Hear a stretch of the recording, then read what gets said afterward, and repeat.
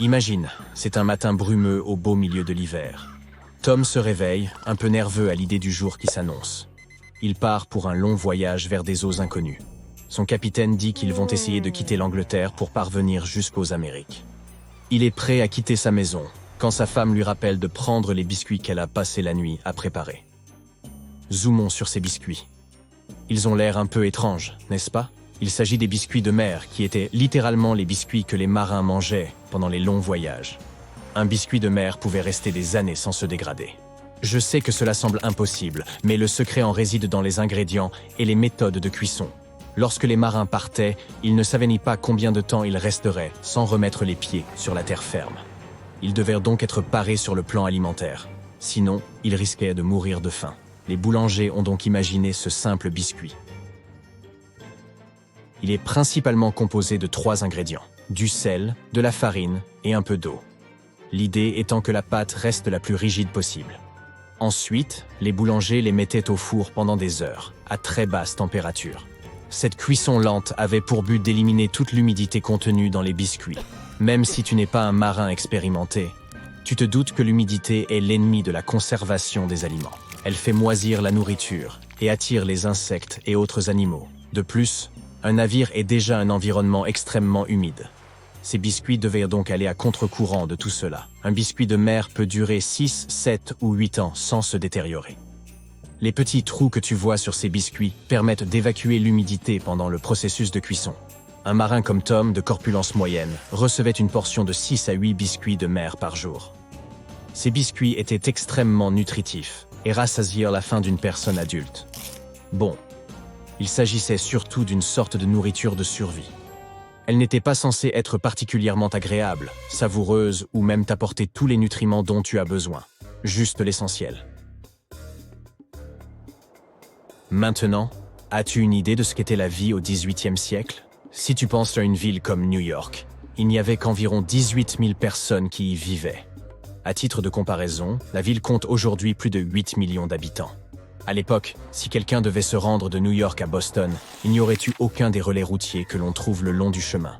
Enfin, il n'y avait même pas de routes telles que nous les connaissons aujourd'hui. Les gens devaient donc faire des provisions de nourriture. Et c'est là que la soupe portative s'est avérée utile. Si tu imaginais une marmite bouillonnante de viande et de légumes, je suis désolé de t'informer que tu te trompes. La soupe portative est dure et condensée. Elle ressemble à cela. La soupe portative est une sorte de bouillon solidifié, une substance très concentrée et composée essentiellement de viande. Quand on y pense, c'est pratique, léger, ça ne prend pas beaucoup de place. Mais c'est extrêmement difficile à produire. La meilleure viande pour faire une soupe portative est celle qui contient beaucoup de collagène, comme le jarret de bœuf. Et le secret, c'est une cuisson lente. Mais il ne faut pas la quitter des yeux, car si la viande bout, tout est gâché. Pendant la cuisson, la viande libère son goût dans l'eau de la casserole, et au bout de quelques heures, on peut la ressortir sans risque. L'eau restante est riche en nutriments et en graisse. Une fois que tu l'auras faite réduire pendant 18 à 24 heures, tu obtiendras une substance nutritive semblable à de la gélatine. Une fois refroidie, elle se transforme en une sorte de comprimé. Il est assez stupéfiant d'assister à l'ensemble du processus de transformation. Mais ce comprimé sombre rassasie vraiment. Pour le manger, il suffit de trouver de l'eau chaude et d'y plonger le comprimé de viande. Il libère alors tous les nutriments condensés qu'il contient, t'offrant ainsi un repas chaud et copieux. Voici une question piège. Sais-tu pourquoi les hamburgers sont appelés ainsi alors qu'ils ne sont pas faits de jambon? Selon toute vraisemblance, cela a à voir avec la ville où ils ont été inventés pour la première fois. Il s'agit de la ville de Hambourg, en Allemagne. Mais ce n'était pas ce à quoi nous sommes habitués aujourd'hui. Ils n'utilisaient même pas de ketchup. En tout cas, pas le ketchup à la tomate que nous utilisons aujourd'hui. Mais savais-tu que d'autres types de ketchup ont existé au cours de l'histoire? Aussi bizarre que cela puisse paraître, au XVIIIe siècle, les gens mangeaient déjà du ketchup. Pour ta gouverne, si tu cherches le ketchup dans certains dictionnaires, il s'agit par définition d'une sauce à base de champignons. Il n'a rien à voir avec les tomates. Je me demande d'où vient cette idée. Quoi qu'il en soit, tu peux utiliser n'importe quel type de champignons. Même du shiitake si tu te sens d'humeur fantaisiste. L'idée est de les écraser, de les faire cuire et d'ajouter un tas d'épices au mélange. Je veux parler du clou de girofle, de la muscade, du gingembre, du poivre et de tout ce que ton palais désire. Et si tu te demandes avec quoi nos ancêtres le mangeaient, je n'ai qu'un mot à te dire, la viande. Ils versèrent du ketchup aux champignons sur un bon morceau de steak, par exemple. Comme certains font avec la moutarde ou la sauce barbecue. Bien. Si cela t'a mis l'eau à la bouche, j'ai une bonne nouvelle. Tu peux toujours trouver du ketchup aux champignons en Grande-Bretagne. C'est juste l'Amérique du Nord qui l'a un peu perdu de vue. Pas mal, hein? Et que mangeait-on à l'époque lorsqu'on ne se sentait pas bien? Aujourd'hui, nous avons un concept d'alimentation que j'affectionne particulièrement. La nourriture réconfortante.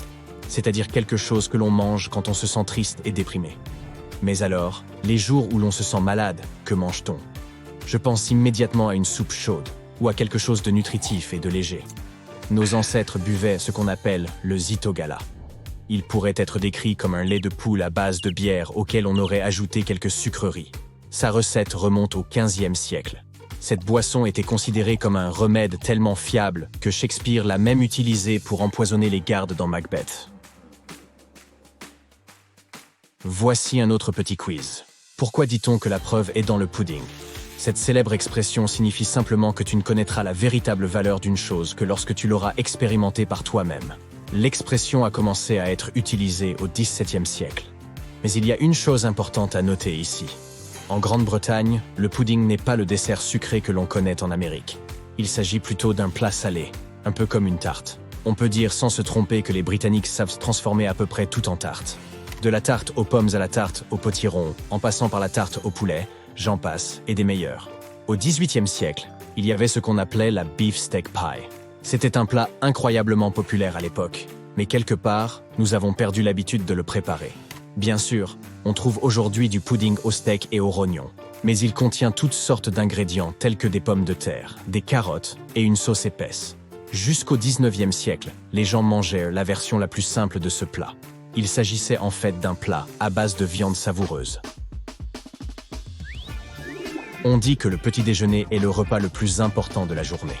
Si tu te trouves aux États-Unis, tu mangeras peut-être des toasts à l'avocat ou un riche bol de céréales. Si tu es au Vietnam, tu apprécieras peut-être un bol de bouillon ou de riz.